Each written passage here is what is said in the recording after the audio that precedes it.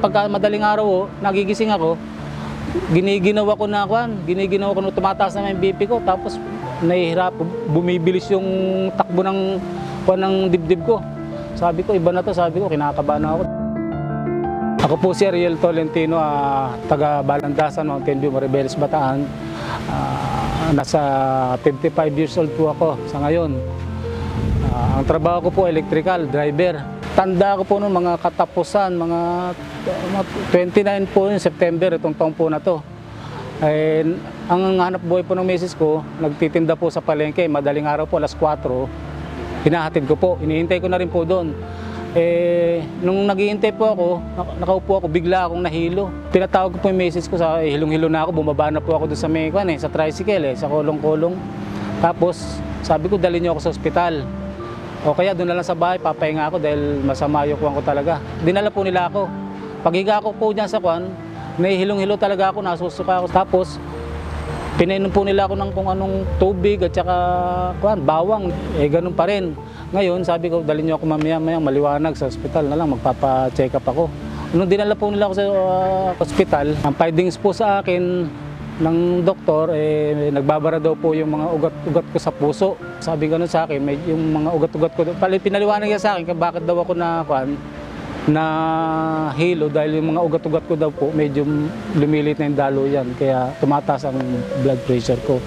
Ngayon po nung nasa bahay na po ako, binigyan niya ako ng gamot na maintenance. Hindi ko ganong nakukuha yung mga gamot, pero nagte-take din po ako nung gamot na binigay sa akin maintenance. Hanggang sa ko lang po na iba na po yung naramdaman, parang may bumabara nga sa puso. Itong ating case study ngayon, ang meron daw siya ay high blood at cholesterol, at naramdaman niya na parang na mabigat ang dibdib niya, tapos nahirapan siya huminga. So ganyan nga ang high blood, kasi nga nagko-constrict yung mga blood vessels natin sa heart. So pag nag-constrict yan, pwede kang feeling mo inaatake ka sa puso, di ba? Karaniwan, wala namang nararamdaman ng mga pasyente na may high blood sila. Pero pag talagang sobrang taas na, ayun, sakit ng ulo, sakit ng batok, parang nauupos na kandila, sumasakit ang dibdib, minsan hirap ma-maintain yung gait, hindi siya makatayo ng diretso, parang tutumba sila.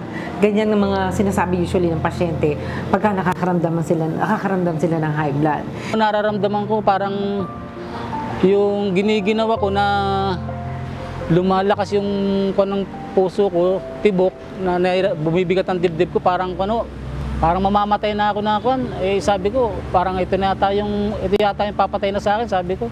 Ang risk pag meron kang high blood is heart disease, cardiovascular diseases, kan ba? Heart attack, pwede ka rin mag-stroke, no? Yung mga risk na pwede mangyari kasi.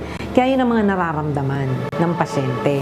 So, nung kapatid ko, nakita ko na sabi niya, subukan mo, minum ko ng King Cerebral Plus. Inumin, sabi niya. Ngayon, nag-take po ako ng King Cerebral Plus. Siguro po, hindi pa ako nakakaubos niya. Medyo gumiginhawa na yung pakiramdam ko eh. Sabi ko, maganda to. Ito yung maganda tong gamot na to, tong King Cerebral Plus na to. Sabi ko, parang ito yung magiging solusyon sa nararamdaman ko sa katawan. Ano nga ba meron ng King Cerebral Plus na nakatulong pa ma-normalize ang blood pressure ng ating case study? Ang King Cerebral Plus ay merong Camellia sinensis. Ang catechins ng Camellia sinensis reduces bad cholesterol, di ba? It eliminates the buildup and clogging of arteries. So, iniiwasan at inaalis niya ang pagbabara ng mga ugat. Ang cilantro na laman ng King Cerebral Plus ay rich antioxidants na nakakatulong pababain ang bad cholesterol at triglycerides. Ang makabuhay stem na may active ingredient na kung tawagin ay berberine, pinapataas nito ang good cholesterol at pinabababa ang bad cholesterol and triglycerides. Naman ay obese at nagko-contribute ito sa pagtaas ng iyong blood pressure. Ang King Cerebral Plus ay may makabuhay stem na may active ingredient na berberine. Mapipigilan din ng ginger ang blood clots. Ang turmeric na laman ng King Cerebral Plus ay vasodilator. So, nakakatulong ito para pababain ang blood pressure. Ang catechins, caffeine at L-theanine na nakikita sa Camellia sinensis na laman ng King Cerebral Plus ay nakaka-relax ng blood vessels, kaya bababa ang blood pressure. Ang magnesium na laman ng kalabasa nakakatulong para pababain ang blood pressure. Ang nitrates na nasa spinach na laman din ng Cleanserva Plus ay vasodilator. At lahat yan ay nakakatulong pababain ang blood pressure. Malaki po ang improvement sa akin yan.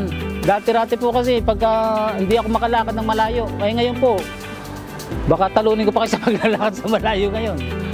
Nakakapaglakad na, tsaka nakakapagtrabaho na po ako ng kwan. Dati pagka konting ganun ko lang po, talagang hirap na hirap po ako. Nahihilo po ako ngayon. Kahit na mainit ang araw, talagang nakipagsabayan na po ako sa trabaho. Nakapag-drive na po ako ng, kahit sa Pampanga, pagkukuha ko kami ng kwan, ng materyales. Tuloy-tuloy ko po ininom yung Cleanserva Plus. Dahil ayan po naging kwan, maganda sa pakiramdam po, umaga, tanghali, hapon. Hanggang sa ngayon po, tuloy-tuloy, nakita nyo, pagka umorder po ako yan, talagang kahon-kahon po yung kwan. Nang dahil po dito po sa Cleanserva Plus, nadugtungan po ang aking buhay. Siguro po kung hindi ko po natagpuan itong Cleanserva Plus, siguro po wala na po ako sa mundo na to, sa daigdig na to. Pero po unang-una po, pasalamat nga ako sa Panginoon, lalong-lalo na po sa Cleanserva Plus. Napakaganda po.